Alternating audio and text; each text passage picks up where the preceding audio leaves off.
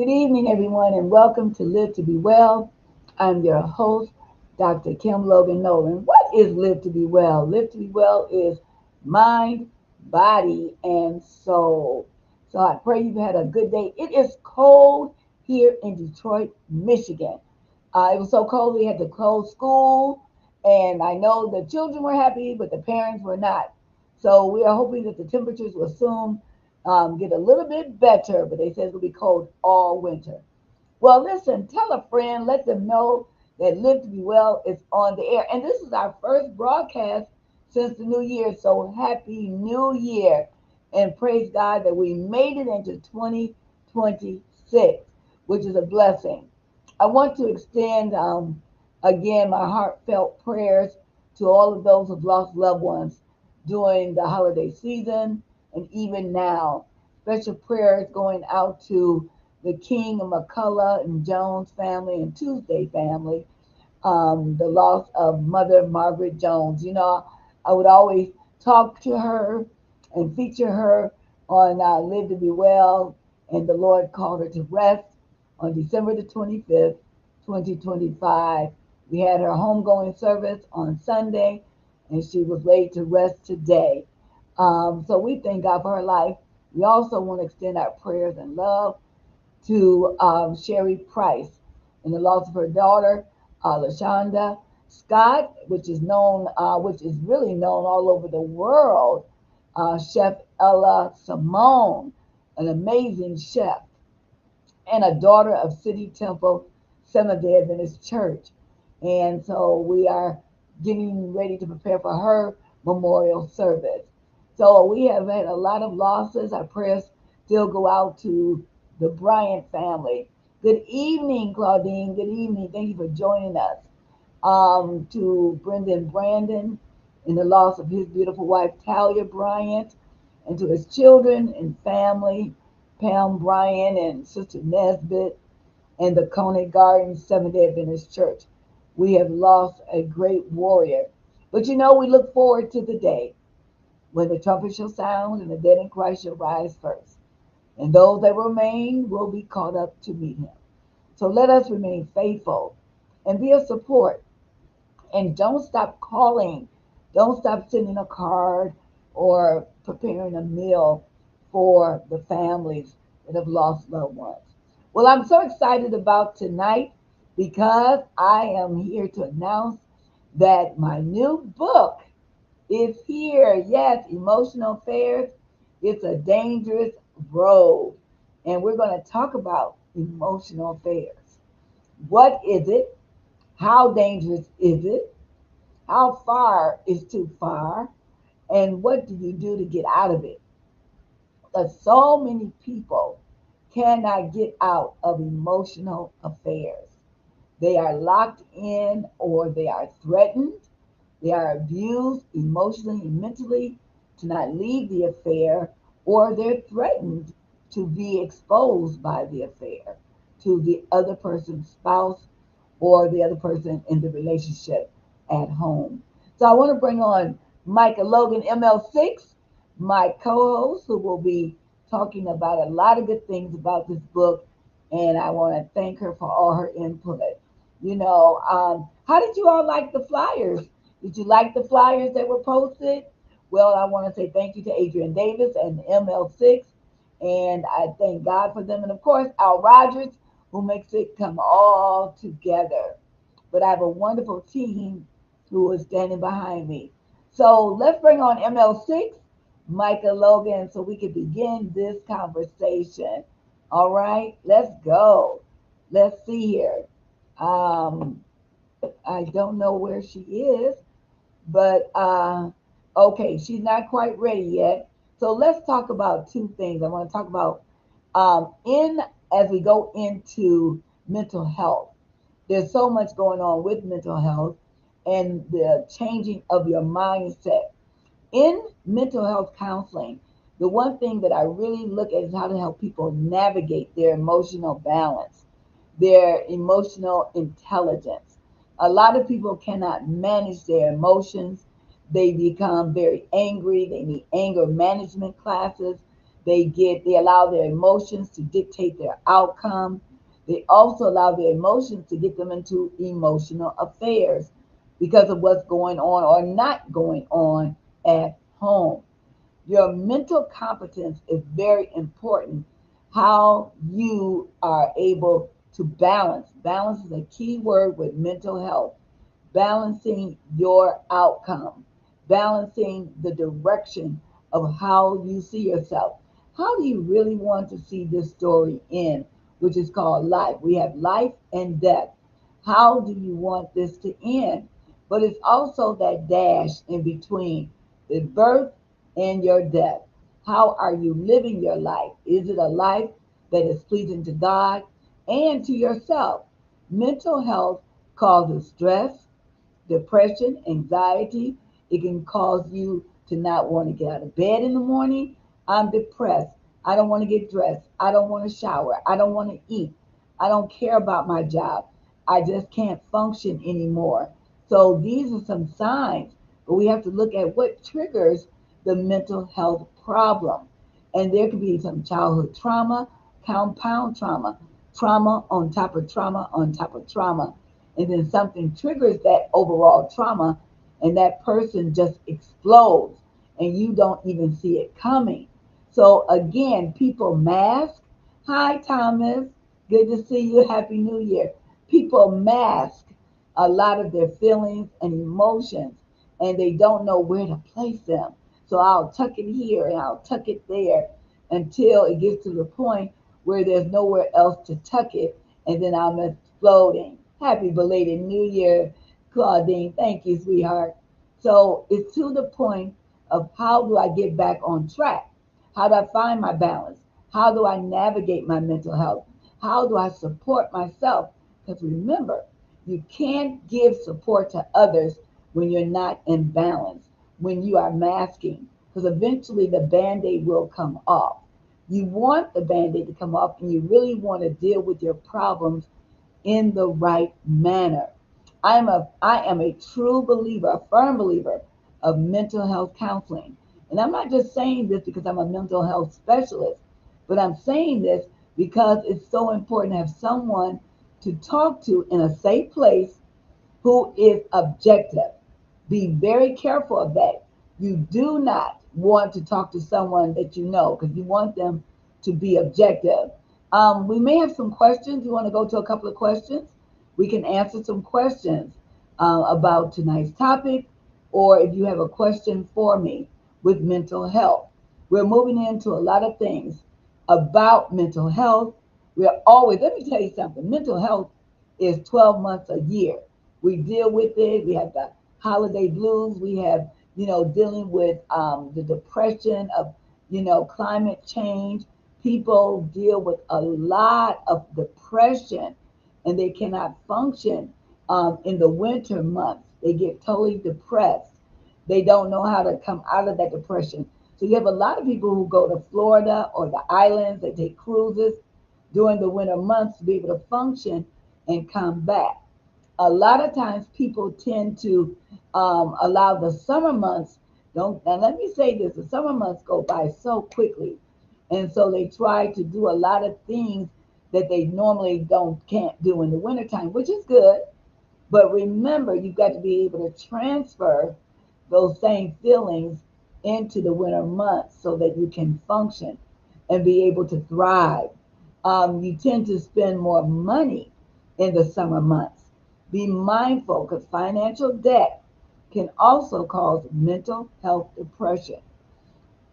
I think it's important that we talk about these things because a lot of times people don't want to get into the heart of things. So we want to welcome ML6 into the broadcast. All right. And then again, all this is connected to emotional, where we are emotionally. We cannot make emotional decisions. We must make spiritual, intellectual, critical decisions, or it will backfire. It will backfire. So we're here tonight to talk about the emotional balance in people's lives and where we are and why does this happen? Why does this keep happening? Or why do I keep making these same mistakes? Welcome, ML6. Hi, congratulations on your eighth book. Thank you so much. And for those of you who don't know, this is her eighth book. She's been writing for a very long time. So we're going to go into asking you a few questions. All right, all right, all I right. know, I know that as a seasoned book writer, oftentimes, people love to say, "Oh, you should write a book," or "You should write a book," or "You should write a book," but they don't necessarily know all that goes into writing said book. Can you just break down a little bit of the process that you went through writing this particular book? It used to be so amazing. Dad and I would sit in the dining room, and Dad would pace around the table, and I would be his typist. And we would go back and forth with different ideas. In our first book, Attitude Adjustment of the Christian Man and Woman.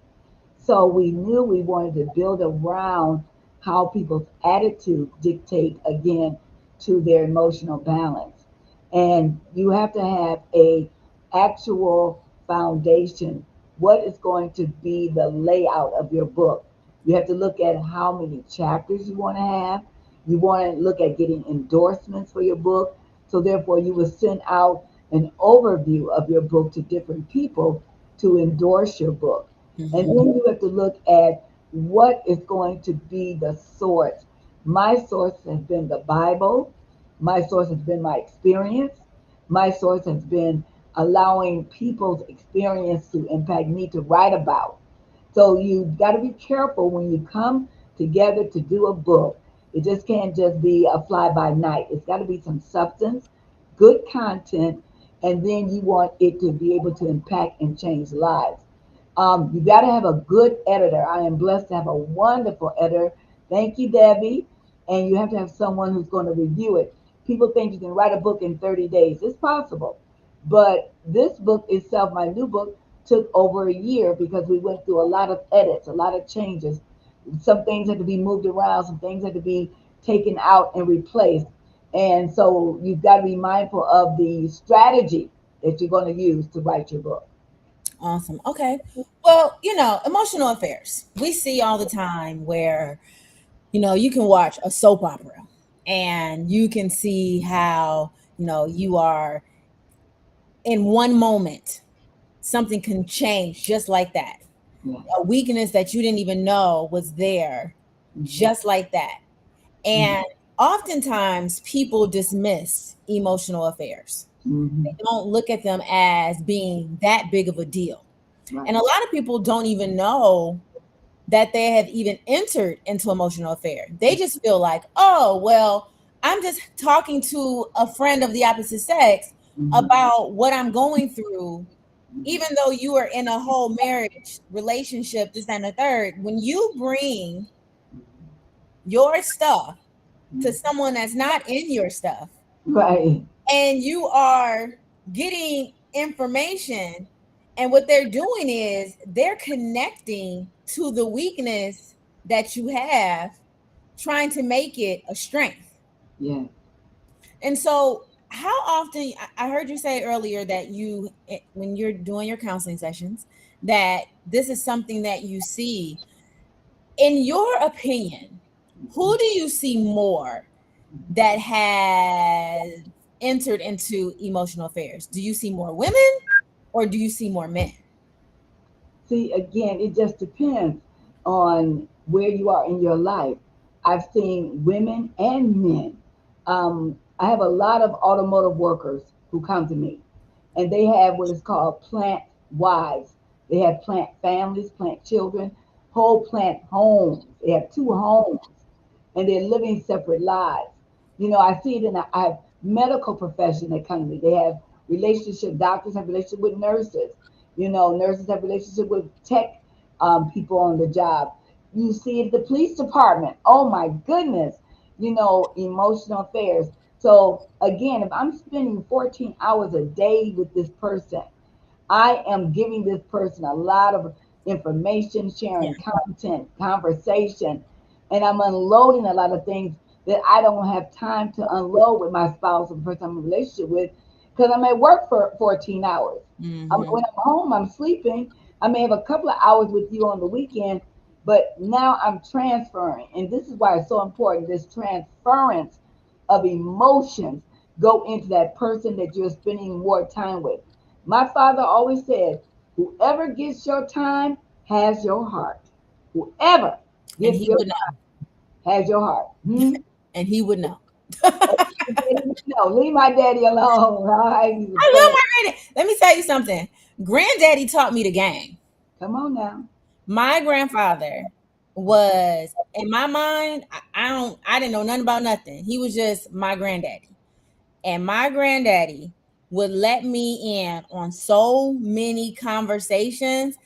They used to be in the back in the Yeah. kitchen playing Uh-huh. cards. They would go outside. Some conversations he wouldn't let me in on, but on the conversations I needed to hear, Mhm. my grandfather put me on game. Uh-huh. Yeah. And so I joke about it, but I say he would know because he was super fly. Yes, He he was was. super fly. He was very sharp. Okay, this is something that I've always wondered. Okay. Oftentimes men say, "Oh, like women are just so much to handle. Women are so much to handle," but then they'll have three, four, five women that they're juggling Mm-hmm. Mm-hmm. because one gives them this, one gives them this, one gives them this, one gives them this, and then they'll say, "Well, I have my main." You got your main, the main. And you don't step into the main. You don't bring it over to the main house. And it's very important. Now remember now, that person may not have had sexual relationship with all those women. Right. It may just be the emotional comfort. And Claudine, yes, it's a lot going on in the plant. And Betty, yes, and so therefore, but it's everywhere. It is. The emotional affair, it's in the churches having emotional affairs because a lot of women transfer their emotions to the pastor. He's my pastor. I love my pastor. And you go and talk to the pastor. That's why you got to be careful of that holy kiss, that holy hug. Keep your distance, pastors, because you have a wife. You have a reputation to protect. So stand back, extend your hand. My husband was very good. He would hug only women over 70, okay? He would hug Sister Kent, Sister Scott, Sister Jones. He would hug, Sister Prince and, Sister Dowdell. Those were the women. Those were like his mother figures of the church. But he knew how to hug them. Women, he shook their hand and patted them. God bless you. God bless you. And I had to really embrace that because I knew that emotionally people be drawn to you and your position of status or where you are. So it just depends, Micah, where you are, what situation you're in. It could be men and it could be women. All right. Statistically, I did my research and it stated more women because we are emotional creatures. More women tend to have emotional affairs because they're not getting what they need at home. Men too, but the ratio is 70-30. Women I say tend this to all the do time. more. I I'm say sorry. this. I say this all the time, and it's a known fact. If you are a man and you're listening, if you do not talk to your woman, please know that there's someone out there that is. That's right. They'll find someone to talk to. Somebody's gonna listen. Because women are attracted to the conversation. It's Women are attracted to depth. So when a woman comes home and asks you, "How was your day?" You Mhm. saying it was cool, it was fine, and then going into your room and retreating. There's another guy. "How was your Mhm. day?" "Oh man, it was okay. Like I had this going." Like we're connected to the details. Right, right. The details. And a man that gives details, That's right. a man that wants to hear details, Hmm. a man that is engaging, That's right. that is the easiest way Hmm. to slide in, That's right. especially if this is something that she is longing for from Hmm. her mate and Hmm. she has not, and she's communicated it Hmm. and it has not happened. It's been looked over as no big deal. Hmm. This is why they say, I don't know if you've heard this. This is why they say, don't nobody love you like the man at the gas station. Because the man at the gas station is gonna talk to you. He gonna tell you you're beautiful. He Yeah. gonna tell you all the nice things. Ask to Mhm. pump your gas, Mhm. all the nice things. And so I Mhm. say that to say, and on the flip side, for men, Men. men tend to lean towards what they may not be getting physically. That's right. So if you're at home, and I get it, you at home with the kids, you work, you tired, you come home. The last thing you want somebody to do is touch you on your shoulder talking about rollover. But the reality of the situation is that can only go on for so long. Mhm. That can only go on for so long. Because then you got somebody at work that's getting close to him and having conversations with him, and Right. don't let her find out that he Right. not getting none. Right. And she want Right. So he's gone. He's already him, gone. he's gone. He's gone. He's Don't gone. let her start baking for him. Right. Don't let her start valuing him and talking about how great of a provider he is and how this and how he's that. And don't let him come home and you fussing at him about this, and this. Right. Because Don't now let she wants to take the place of your spouse. right. And in your book, you talk about an emotional affair versus platonic friendship because there Right. is a very thin line. It's a very thin line. Question was asked on social media a few weeks ago.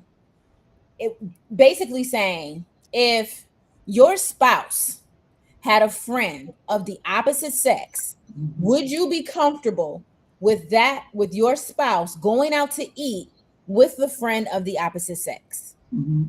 Mhm. As a therapist, what do you say? I would say, I need to know who that person is. And do I know her? Thank you, Betty. Thank you. Do I know her? Have I met her? And I think I should be going too. All right. Now, Do if you? I, yes, if you're going to meet this woman and you're good friends, I don't have, I'm like, yes.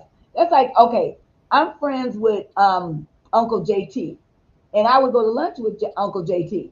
But it was no crossing the line. That was my big brother, Right. platonic. Okay.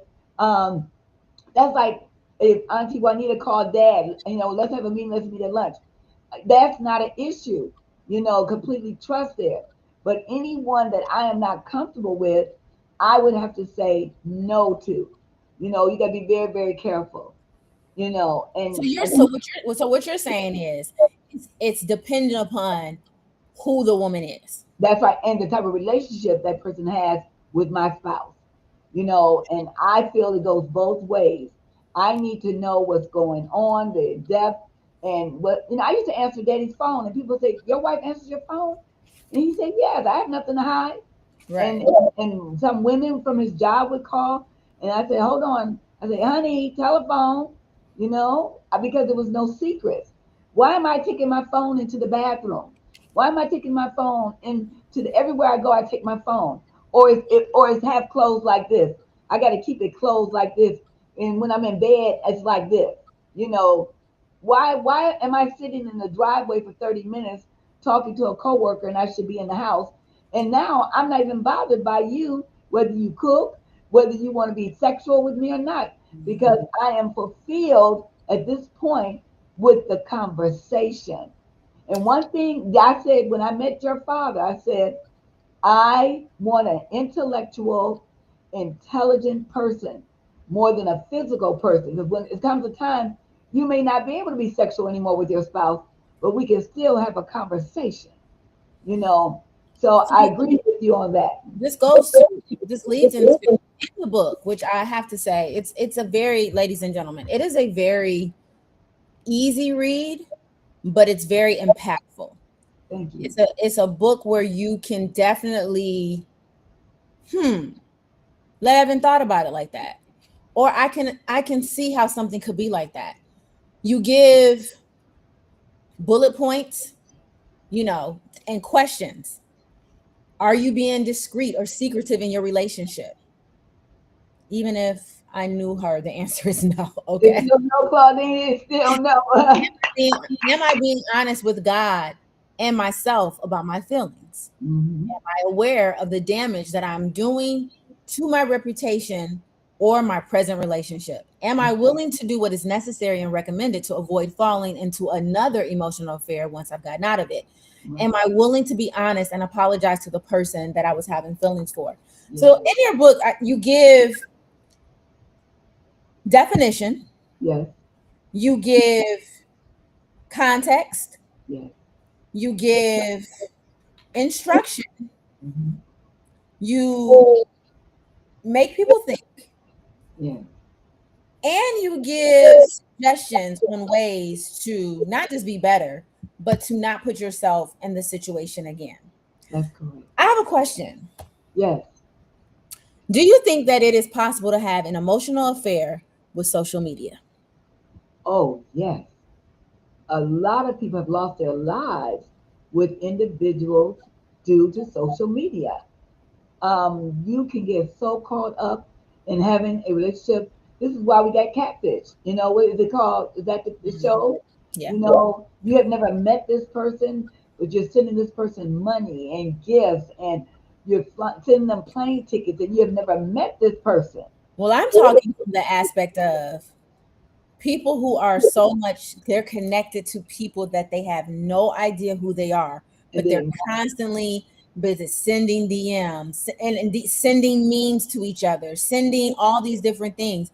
You're in bed with your spouse yes, watching a movie, yes, the phone is in your hand, yes, you are DMing someone. scrolling, Mhm. DMing memes to friends Oh, on yes, TikTok, on Facebook, commenting people's on pictures.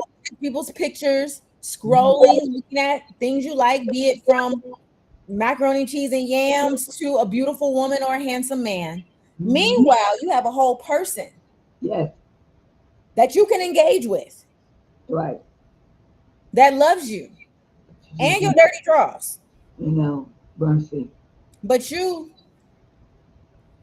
and men and women do this.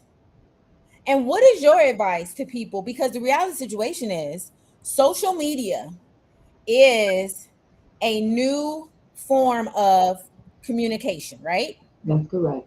And so a lot of people feel more connected to And their safe. phones And safe. and safe talking to strangers Yes. all day Chat than rooms. they do to real people. Right. So that's why I say, have you had to deal with people who've Mhm. had emotional affairs? Because oftentimes you don't think Right. that you're having an emotional affair with your phone and social media, but the reality situation is you are. So I just kind of wanted to ask you so that you could give context Oh, and if yeah. you could give examples to what you've seen in your profession as I it pertains to emotional affairs. I've got young people, teenagers, and adults. I have a young lady right now.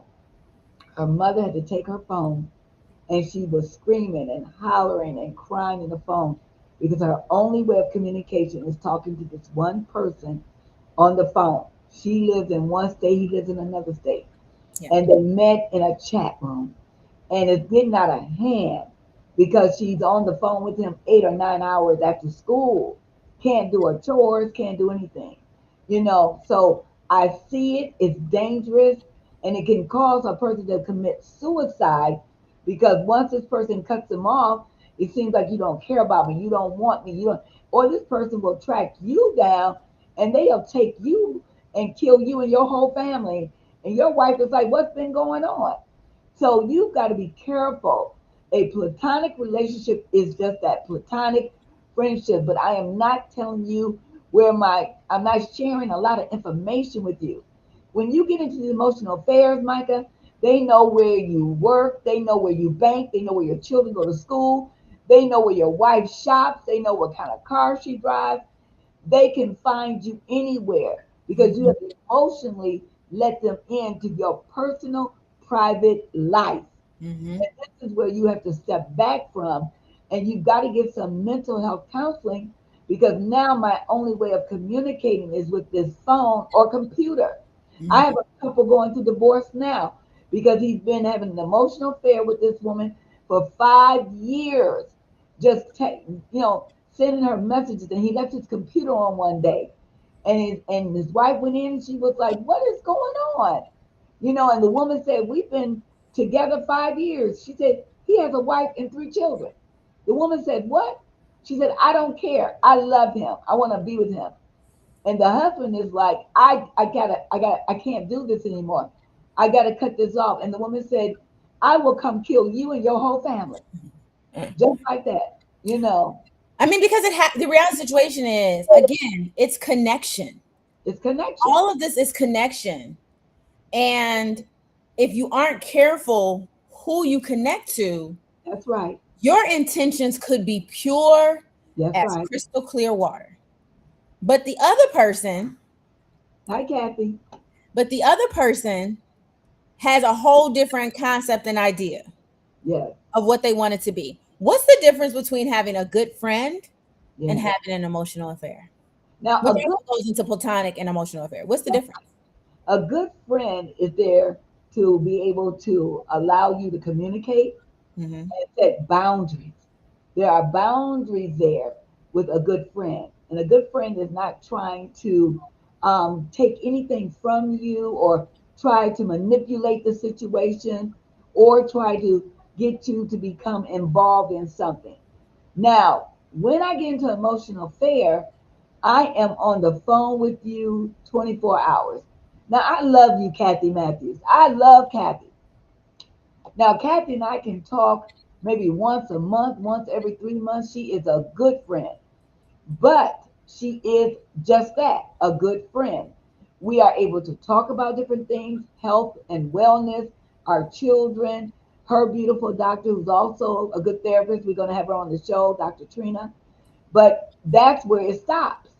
I do not get into anything personal with Kathy unless she invites me into that. I don't ask her about her bank account. I don't ask her about her sex life. I don't ask her about certain things. Now, some good friends get into some of that. I don't. Kathy and I don't do that.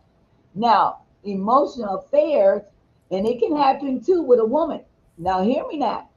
Emotional affairs can happen with the same sex. You can get involved with someone and they see you out with the opposite sex and they become very volatile and very angry. So an emotional affair is I have now removed the boundaries. I have crossed over to allowing you into a special space that should be only meant for my spouse or the person in my life because I am now sharing information of such depthness. That's the key word, Michael. Micah is so deep that I've let you in. Now you come to my home. You know a lot of things about me. If I leave things out, it doesn't matter. No, you have to be so careful not to remove the boundaries. Keep the boundaries in place. If you want to have lunch with me, we have lunch, but I'm not allowing it to cross over to anything else. You know, I was watching a movie last night. A lady was a good friend to this lady, and she tracked her down to try to destroy her life because she saw her on social media and she wanted her life and became good friends with her on the job. You know, you can't friend everybody on social media. How many times, Mike, have you told me delete, delete, delete, delete? Because you've got to be careful who you let in to that safe space, that special place. You could lose your life in this situation. Well, I just want you to know that it is statistically more men have emotional affairs than women. More men, okay. More men. It's like a 10% difference. A 10%, I knew it was close. It goes both ways because some men are very detailed in their communication, and their spouse is the quiet one. Michelle, hi Michelle. Yeah. That is true, Michelle. Very true, Michelle. It all, I think it all boils down to boundaries. Yeah.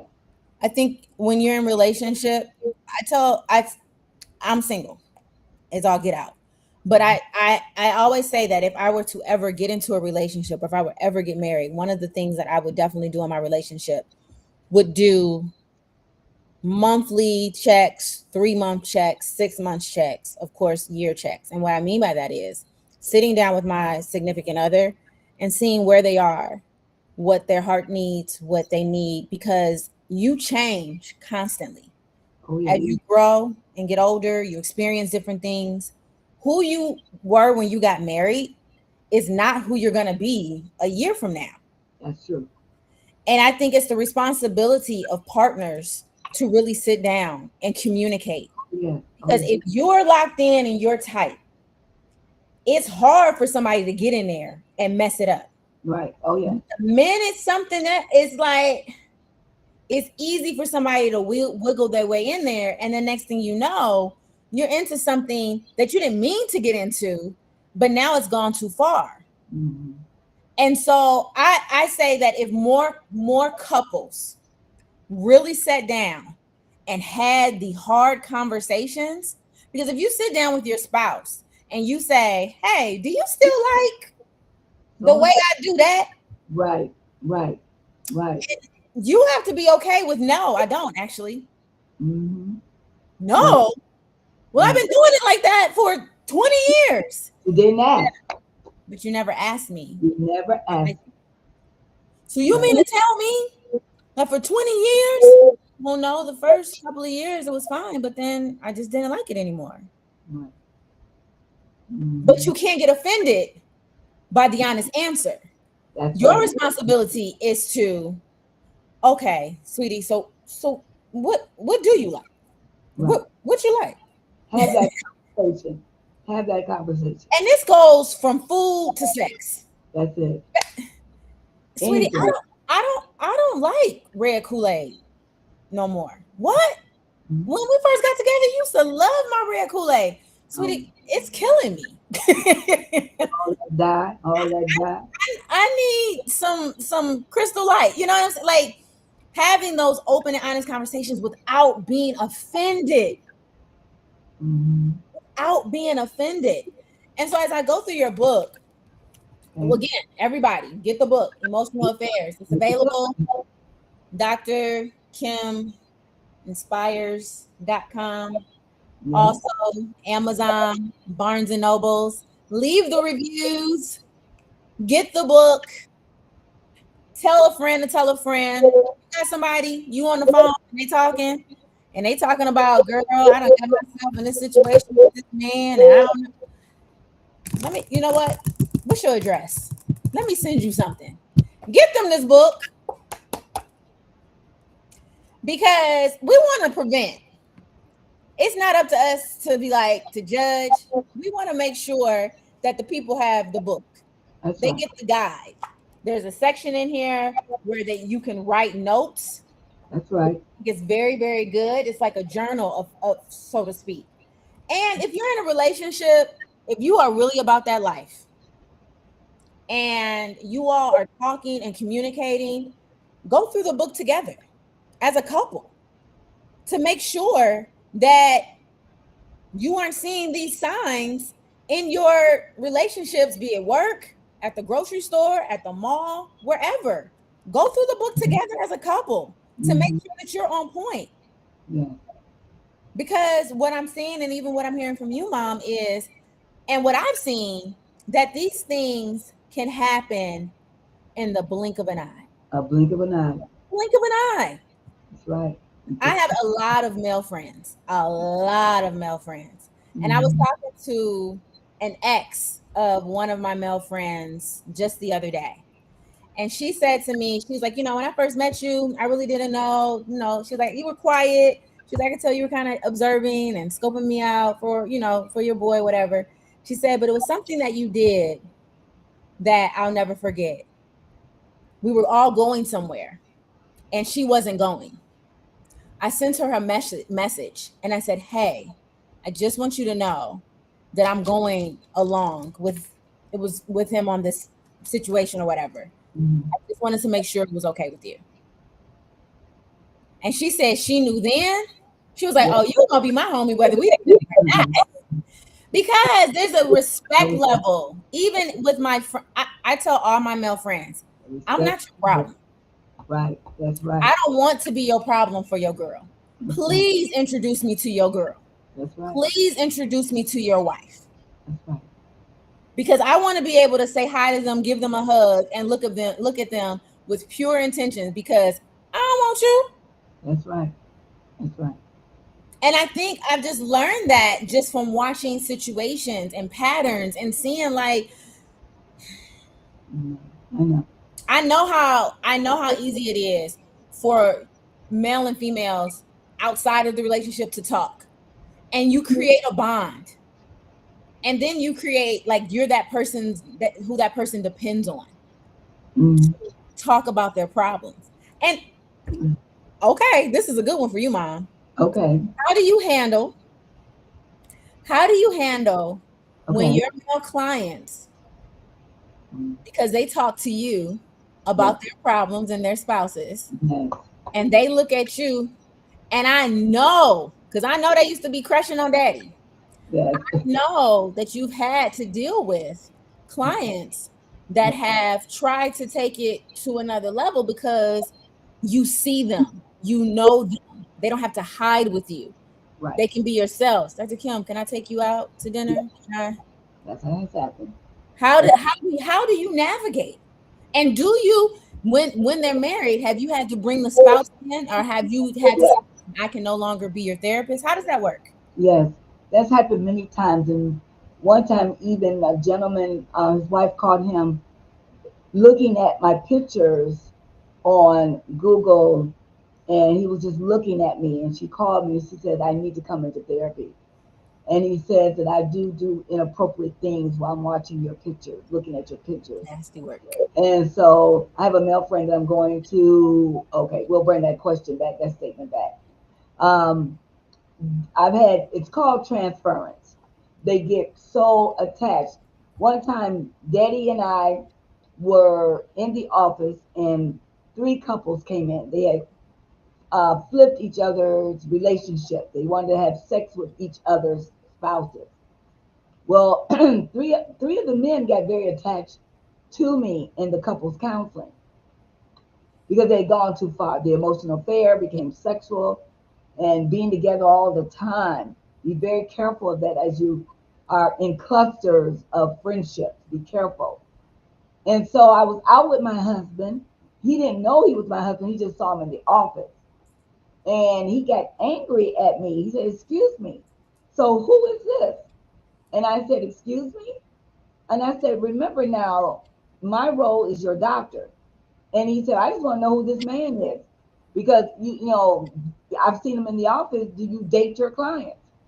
And I said, Not that it's any of your business, but this is my husband. Mm. And he stepped back. He was like, I said, because what I do in my office is always appropriate. I've never made a pass at you. I've never done anything indiscreetly, nothing.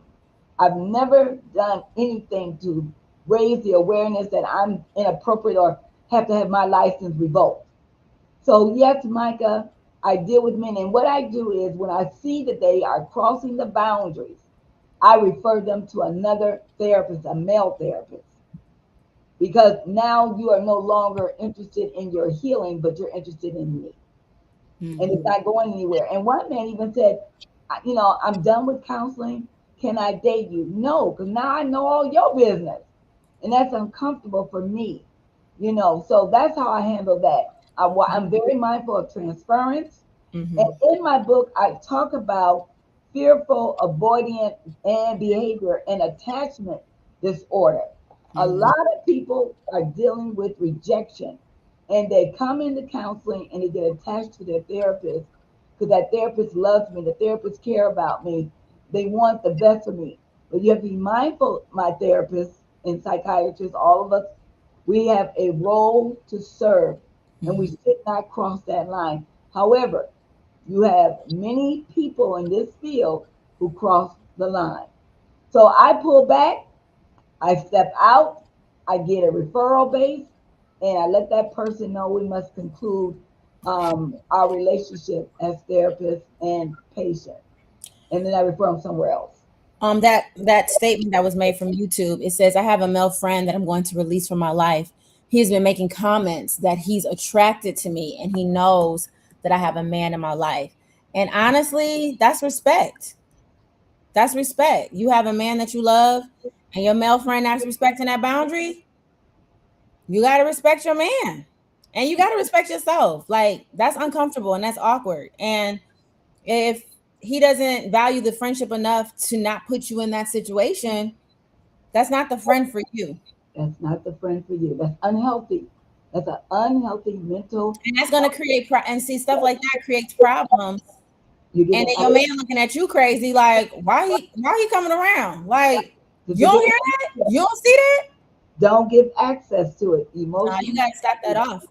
Right, You gotta stop that off. And a lot of times I know people be like, oh, that's been my friend for so long, right. this and the third. And I do, again, that's why I'm single. Because like, you It is just it is a lot of misinterpretation yeah, and a lot of issues going on in our society that's yeah. very negative, unhealthy. There are still good people because I didn't think that I would ever find someone like Daddy, and he was good and kind and loving and had a heart, but he had to mature into that type of a person too. Um, and I believe, whatever God has for my daughters, Well, I God, say I'm single because I have way too many guy friends, and trying to explain that. both of them got a lot of guy friends. I I have a lot of guy friends. I have a lot of male friends, and A so lot it can be, and because of what I do, I'm a lot around a lot of men, and it right. can be very intimidating. Yeah. And don't nobody get time to become. And I don't have a. I'm very transparent. Like this is where I am. Just like I'm all that. But sometimes the insecurities are too much, and you don't want to have to. But that's just me. Hi, Micha. That is me, Mom. How do you feel about the release of this book? What is your goal? Let me say this. First of all, I am so excited. Out of all my books, this book, and I don't know the other, friends in the bedroom is a hot one too. We got to bring to a table. But I am so excited about this book because I was able to take it from the therapeutic setting and Mhm. put it into words to help my clients and be able to help other people across the world. I want to take this book across the globe and helping relationships, especially in the media, entertainment. I want to see relationships restored. You see a lot on television sets and in the entertainment field. Emotional affairs begin. It crosses the line. Next thing I know, I'm divorcing my wife, and now I'm with this person, and thinking nothing of it. You cannot allow yourself to get involved with an individual who's already married. You cannot allow yourself to share everything that you have. So, to answer Michael's question, I'm so excited. I'm ready to take this book across the globe. I'm asking God to open doors so I can talk about it, be able to do workshops, seminars. I'm willing to come anywhere, go everywhere God opens the door so that I can help restore the family structure. Emotional affairs are destroying God's families. And people are not taking it seriously. Oh, we're just friends. We're good. We cool. That's just my boo. Why is he your boo? He should not be your boo. Your Yeah. boo is at home with your children. So, Micah, I'm so excited, and I know this is going to be a game changer in the field of mental health and published books. This topic, Yeah. it's been written on, but not from my perspective. I know this book is going to open up a And lot. because, like I said, it's not just I mean, it's almost like a journal. Yes, yes, It's almost like a journal so that you can kind of gauge to see, oh my goodness, have I done this? Am I doing it? Let me write this out. Let me look at these tips. Let me reevaluate. Let me readjust. Because yes, the goal is once you realize that you're in something that you shouldn't be, the next goal should be, how can I get out of this? that's right there, What Mike. about when your husband has walked out and the spouse does what what about when your husband has walked out and the spouse doesn't want to oh yeah, doesn't want a divorce. So what about when your husband has walked out and the spouse doesn't want a divorce? And you're asking how to mend that, how to heal that. Is that what you're asking, Micha? Like what to do to navigate that when somebody wants out and the other person doesn't want to give it? Does the person, is he willing to come to counseling? Is he willing to, Yeah. Have you all exhausted all the possibilities to mend the relationship? right, you know, and Has he has tapped out for himself or did he tap out for someone else? right? Is there someone else who interfered in your relationship? Yeah. Right. And Because those are important components to ask right, right, when that happens. Because I always say, like, it's easy to be like, I want to be done. I want to be done. I'm done. I'm done. Give me a divorce. Why? But why? Is it fixable? Yes, it's always fixable. I can Is do all it, things in Christ. is it fixable? I've How got do you couples how that, do you move on? Well, I think once you've come to the resolution that the relationship, and mom, you can definitely tap in with this. Once you've come to the resolution that the relationship is not like there's nothing that that person wants to do. I have this thing. Don't stay anywhere or with anyone that does not value you or want you. Mhm, Don't do that. mhm. Go where you're celebrated, not where you're tolerated. That's right. And if he's been gone since 2016 and it's Well, 2025, sign the papers. Be free. be free, be free, and let go. Be- You or whomever this is, I don't know if it's you, but whomever this is deserves to be free and to heal. Because what you're doing is you're holding on to a possibility and he's living a life outside of you. And that's torturous. That's no way to live. We have enough going on in this world. Oh, for And sure. you or whoever this person is deserves true healing from the inside out so that you can go and have the life that God has intended for you to have at this from this point on.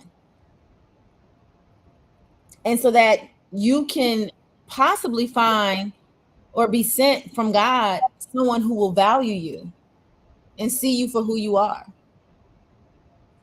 But never stay with someone that don't want you and that has shown you that they don't want you and has said it that they don't want you. Just like when a man says that he doesn't want to be in a relationship, ladies, hear him. Don't think that you can change him. Hmm. Oh, if I just stay cool with him for this amount of years, he'll just see that I'm the no, sweetie, don't do that. Right. Because I promise you, while you over here thinking that you the good homie lover friend, he's over here talking to somebody else trying to make her the one. And let me say this too. Let me say this. Don't devalue who you are out of desperation. You don't have to take anyone's leftovers. You Never. don't have to, you do not have to be in a place where you have to surrender to something that's negative, that that you are taking half of. You want wholeness. I'm not willing to share my life, and I'm not willing for you to share yours. We come into this together, or we don't come in it at all. Yeah. I don't have to compromise on my standards, my feelings, my emotions, or my life. Mhm. Well, Mike, it's 9:56 and we made it through. I'm so thankful to everyone that joined us tonight. Please order your books. Call me, bring me in. Let's go and let's And heal. here's the thing, even if you can't purchase the book, just share it. Share Share it. it on social media. Share it. Share the post, like it, comment, share the post. Sometimes the most you can do, watch the lives when they replay, share it with people. Listen, support goes a long way and it comes in various forms. Oh, But we yes, for want you to sure. get the book. Great read. I'm very proud of my mom. I watched her Thank you. diligently Thank you. work on this book. I watched her not settle for mediocre when it came to this book. I watched her go through it, draft it, making it right, the covers, everything for it to be Yeah. something that she felt proud of and that Yeah. she felt good about. And And shout out to Danielle. Danielle, shout out to Danielle for that the can cover. stand in the bookstores with some of the best. Yes. It is a very easy read, ladies and gentlemen. Please, if you know anybody that needs a journal to write it out, get this book, Emotional Affairs, available now. Congratulations, mom. Thank you, Micah. Listen, as we always say, Live listen. to be well. Thank you so much. God bless. See you in 2 weeks. Bye bye.